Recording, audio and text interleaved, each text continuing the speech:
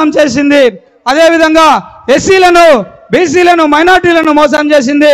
అదే విధంగా ఎస్సీలో కేటాయించినటువంటి 27 పథకాలను తుంగలో తొక్కి వారి యొక్క జీవితాలను అన్యాయం చేసింది.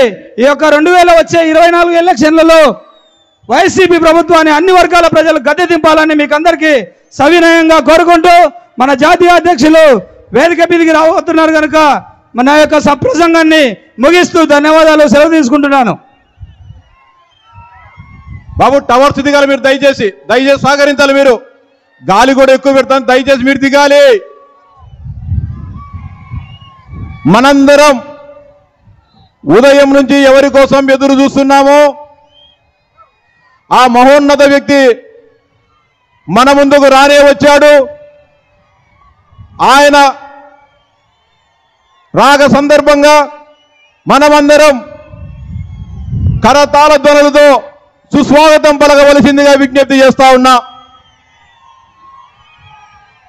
తెలుగుదేశం పార్టీ జాతీయ అధ్యక్షులు, నవ్యాంధ్రప్రదేశ్ సృష్టికర్త, రాయలసీమ ముద్దుబిడ్డ, నిరుద్యోగ యువత ఆశా జ్యోతి, మహిళలకు అండగా కార్మికులకు అండగా ఉంటూ ఈ రాష్ట్రాన్ని అభివృద్ధి పదంలో పయనింపజేస్తూ మళ్ళీ మరోసారి ఆంధ్రప్రదేశ్ రాష్ట్ర భావి ముఖ్యమంత్రిగా మరికొద్ది నెలల్లో ప్రమాణ స్వీకారం చేయనున్న మనందరి ప్రీతమ నాయకుడు, మన ఆరాధ్య దైవం శ్రీ నారా చంద్రబాబు నాయుడు గారికి ఘన స్వాగతం పలకవలసిందిగా మీ కరతాళతలతో చేస్తున్నాం. చంద్రబాబు నాయుడు గారి నాయకత్వం, చంద్రబాబు నాయుడు గారి నాయకత్వం, చంద్రబాబు నాయుడు గారి నాయకత్వం. జై తెలుగుదేశం, జై తెలుగుదేశం, చంద్రబాబు నాయుడు గారి నాయకత్వం.